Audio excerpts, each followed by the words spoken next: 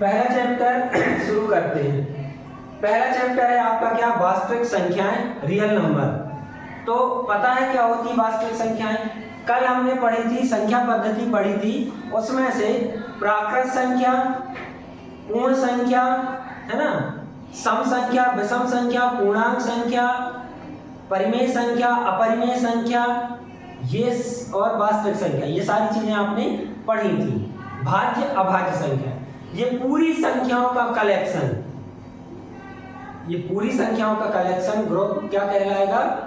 आपका वास्तविक संख्याएं कहलाएंगी। इसमें 1 2 3 4 5 भी आएंगे, ऋण 1 ऋण 2 ऋण 3 भी आएंगे, जीरो भी आएगा, है ना, परिमेय संख्याएं भी आएंगी, अपरिमेय संख्याएं भी आएंगी, दशमलव वाली संख्याएं भी आएंगी, है ना। मतलब जितनी संख्याएं अभी तक आपने पढ़ी है सबकी सब क्या में आएंगी? वास्तविक संख्याओं में आएंगी। और इसको हम दर्शाएंगे काय से? आर से दर्शाएंगे। रियल नंबर तो आर से दर्शाएंगे, है ना। जैसे हम आपके ग्रुप बनाने लगे, पूरा नाम नहीं लिख रहे तो क्या लिखेंगे? संस्कृति का एस लिख देंगे, खुशी का के लिख देंगे, अभिषेक का ए लिख देंगे, हर्षित का एच लिख देंगे, उदय का यू लिख देंगे और पार्थ का पी लिख देंगे, योगेश का वाई लिख देंगे, है ना। तो वैसे ही रियल नंबर का आर से हम इसको डिनोट करते हैं, ठीक है। तो वास्तविक संख्याएं जानते हो तब पाठ पढ़ने में बहुत अच्छा लगेगा, समझ में भी आएगा, ठीक है।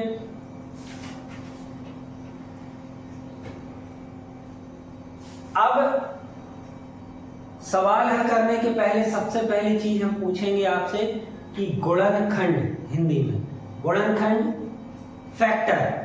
फैक्टराइजेशन मेथड से जो एलसीएम एचसीएफ निकालते हैं, तो एलसीएम एचसीएफ अलग चीज है, पर वो फैक्टर फाइंड करना, गुणनखंड निकालना वो सबको आता है।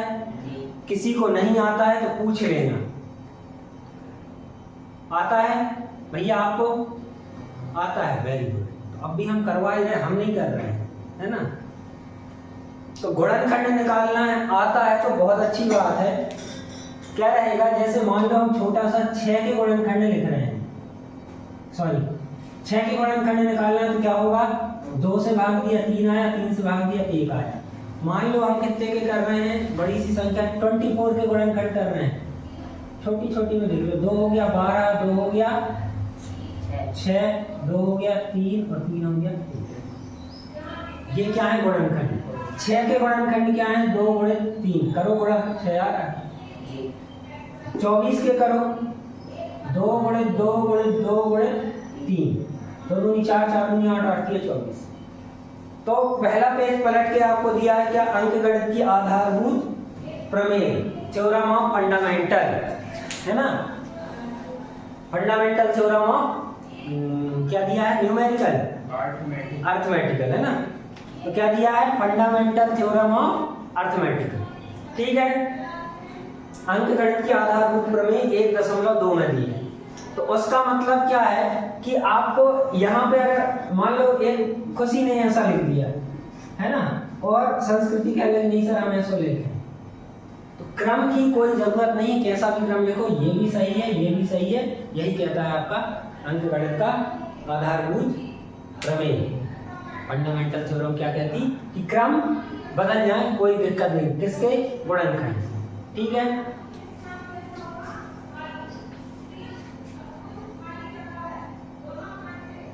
इसके बाद आपको एक और दिया है फंडामेंटल थ्योरम ऑफ अर्थमेटिक्स, अगले पेज पे, जहां पे कौन दी है? कार्ल फ्रेडरिक गॉस की फोटो बनी है। एक पेज और पलटो,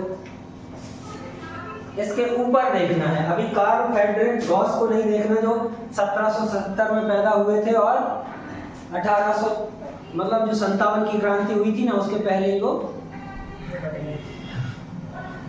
उसके ऊपर दिया है अंकगणित की आधारभूत प्रमेय, फंडामेंटल थ्योरम ऑफ अर्थमेटिक्स। अंकगणित की आधारभूत प्रमेय 1.1 इंपोर्टेंट लगा लें, ये आपको बहुत काम पड़ेगा। क्या दिया है? प्रत्येक भाज्य संख्या को, तो सबसे पहली चीज तो भाज्य संख्या, भाज्य संख्या मतलब प्राइम नंबर नहीं भैया, कंपोजिट नंबर हम निकालना ही है इसमें।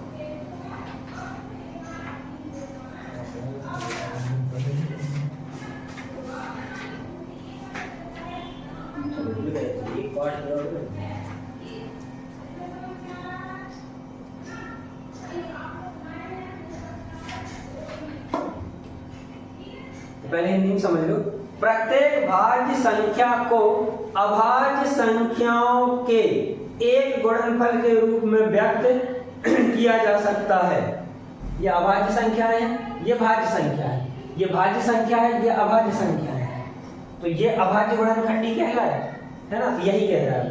तथा यह गुणनखंडन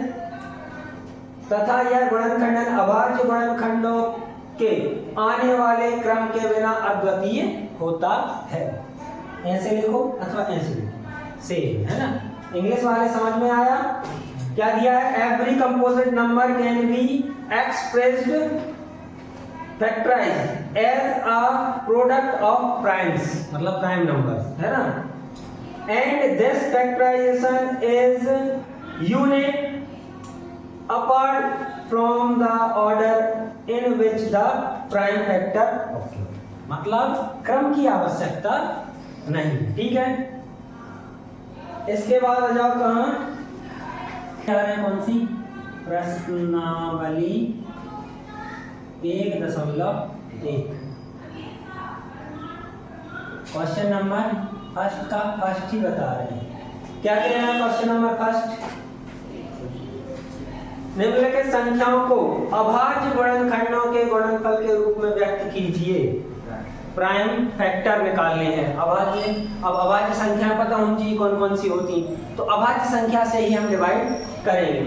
क्या कह रहा है? Express each number as a product of its prime factor. तो पहला वाला नंबर क्या दिया है? 140।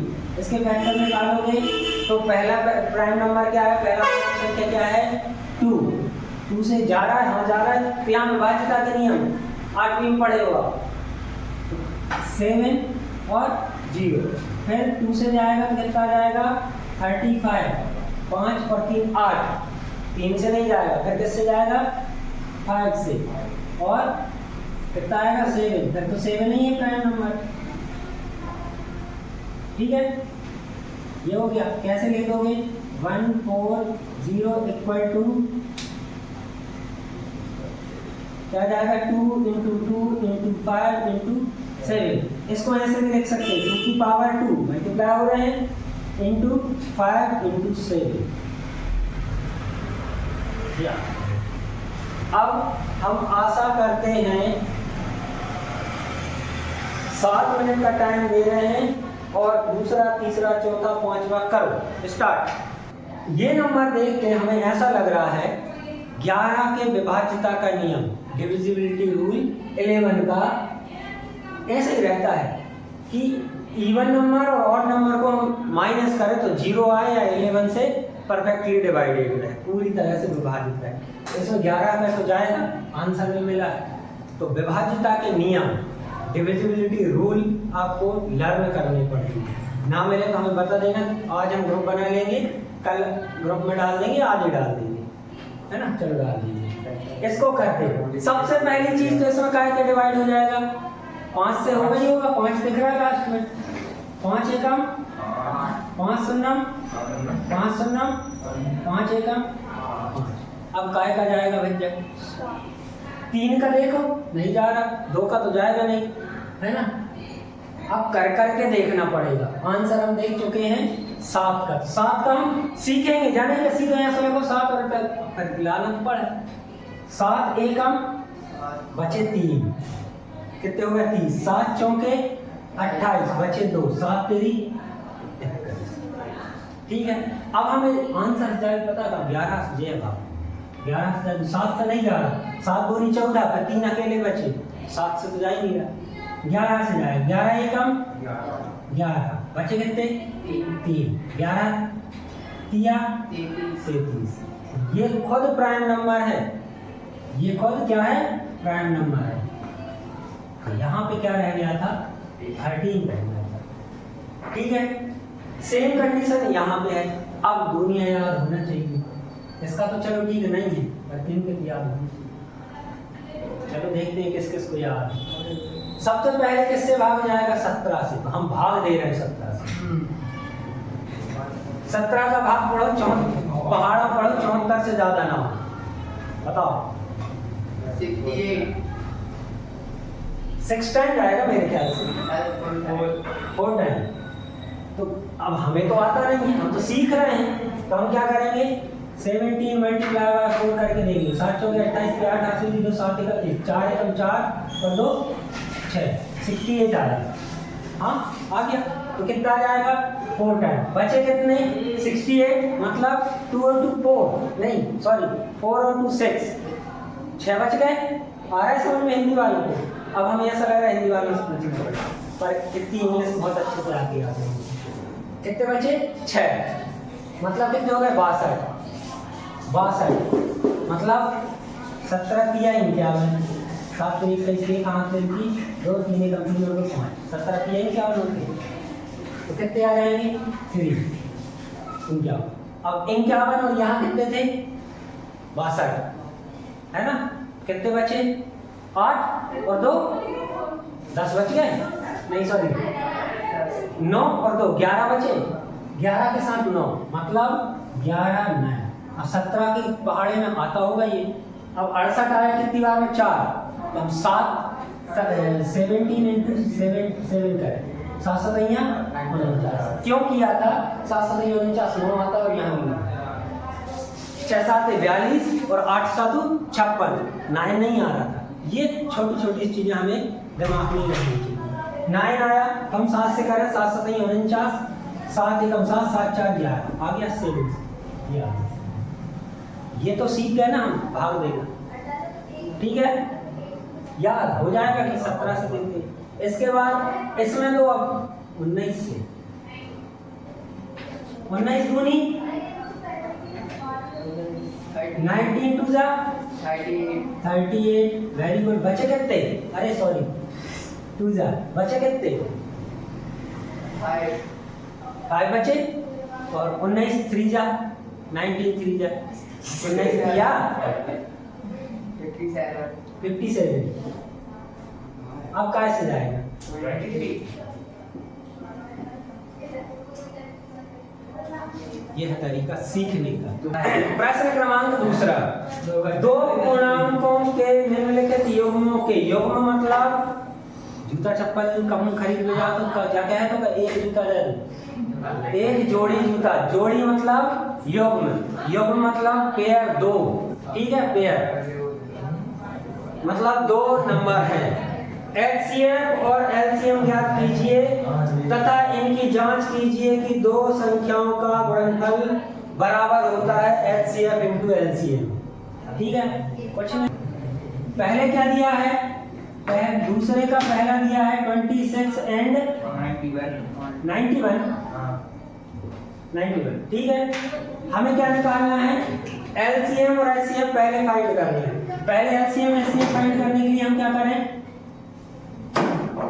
26 कितने से जाएगा, 2 से जाएगा, 2 13 और 31, ठीक है।